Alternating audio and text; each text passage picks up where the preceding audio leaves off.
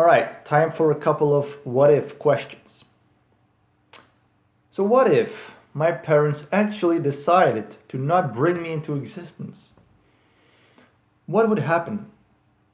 Would I remain non-existent, or would I be born into another body with different parents, on a different continent, on a different planet, in a different universe? I just wonder, are we doomed to inevitably come into existence?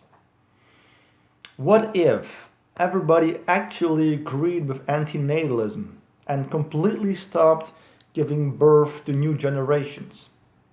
What if all of life went extinct? Would it reappear once again as primitive organisms somewhere in the distant future? The reason why these are interesting questions to me is because I have some great logical difficulties with the concept of non-existence. Even though the ultimate pursuit of anti-natalism is absolute non-existence, non-existence might actually be impossible. And the reason for that is quite simple. Non-existence simply does not exist. That is what it says. That is that which doesn't exist. So, since it doesn't exist and never will exist and can't possibly exist, it becomes impossible. So, it is absolutely impossible for non-existence to be present. Non-existence can never take over existence. In other words, all there can ever be is existence, and there can never be non-existence. That's the logic. So I kinda have this existential fear that life, consciousness, sentience, experience, evolution is absolutely inevitable. It must happen because that's the only way, apparently. There is only one way, and that's life. Okay, so if this is the case, think about the trillions and trillions of potential sperm cells who could have impregnated other females. All of them were never born. So does that mean that they are in a state of non-existence? Do they remain non-existent? Because if non-existence is actually impossible, then there must be infinite life, filled with an infinite amount of living beings. Well, the big problem here is that we think in terms of separate beings, each one with a separate consciousness. We think that the world is filled with 7 billion separate human beings who exist. But can we also say then that non-existence is filled with trillions and trillions of non-existent human beings? No, we can't say that. But somehow we tend to think that before we were born, we were a separate, non-existing human being, a soul, you might say, that eventually was born as an existing, separate human being. And when we die, this separate, non-existing soul will manifest itself once again in the realm of non-existence. But you see, that's not how it works. Before you were born, you weren't a separate, non-existing being. You weren't separate from anything. Non-existence cannot be separated from anything because it can't be a thing unto itself. Because again, non-existence does not exist. Therefore, non-existence is not separated from existence. So before you were born, you were not separated from existence. Simply nobody was ever separated from existence. Even before the Big Bang, Nobody could be separated from existence. Before the Big Bang, there was no non-existence. So basically, you were always in existence. You have been here since forever. But the only difference is you became self-aware. You are able to distinguish and separate yourself from everything else. And before you were born, you were unable to do that. As a baby, you were unable to distinguish yourself from the world. So you didn't know that you existed. But that doesn't mean that you were separate from existence. So now the same goes for the moment before the sperm and egg cell combined themselves, before cell division took place. You already existed, but you were far from being able to distinguish yourself. So even before consciousness developed in the brain, you already were in existence, under absolute crude forms. But of course, you were totally unable to recognize that. So before you were born, you already were in existence, but there was absolutely no self-awareness. In other words, there was no self. You were totally selfless. You were not separated from anything, and therefore you literally were existence itself.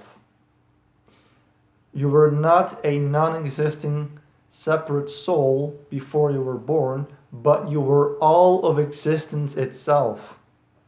Okay? If you can't distinguish yourself from existence, in other words, if there is no self-awareness, but if you also inevitably exist because non-existence is impossible, then you are literally existence itself. You are literally the universe. You probably have heard this before. This is what most spiritual people will tell you. You know, they will say typical things like, well, we are one with the universe and it radiates pure love, namaste, or you are the universe experiencing itself in a human body for a little while. So, well, that's correct, but they are never able to explain it with great depth. And I hope that I have done this right now. So, you are only really born when you become self-aware. Now, are we doomed to inevitably become self-aware? Is this the point of evolution, to become self-aware? Well, I believe that yes, we are doomed to become self-aware because it is necessary to complete the process of evolution. So first, life began with primitive organisms without self-awareness, which was more or less fine, but now that we have evolved into beings with self-awareness, we have more than ever felt the need to distinguish ourselves from everyone else in order to become a unique person, a unique group or belief or opinion, and that has caused us a lot of trouble. Now, the point of evolution is to continue to develop life towards absolute perfection. It's not a coincidence that from the moment that we become self-aware, that we automatically start to question ourselves and reality. We have a deep longing to understand the mystery of reality, at least the most intelligent and the most conscious people among us. We are supposed to become so self-aware and so longing for perfection and existential truth that one day we will break through the ceiling of our own self-awareness and get to experience what it was like before we were born. Basically, you will get to experience what reality is like without you as a separate entity. So once again, you will become literally existence itself, since you don't distinguish yourself any longer from existence. And you will instantly understand that this is pure perfection. And if you are able to maintain this state of perfection permanently, then you will no longer be inevitably born. You will remain existence itself without you as a separate being filled with desires, longing for truth, longing for sex, wealth, happiness, knowledge, and all that. So the point of evolution is for life and consciousness to become so technologically / consciously advanced that it will eventually reach ultimate existential enlightenment. And that basically means entering full and utter non-duality. So what will happen is you will cease to exist because you will no longer be a separate being, but you also won't be non-existent because non-existent is impossible. In other words, you will neither exist nor not exist.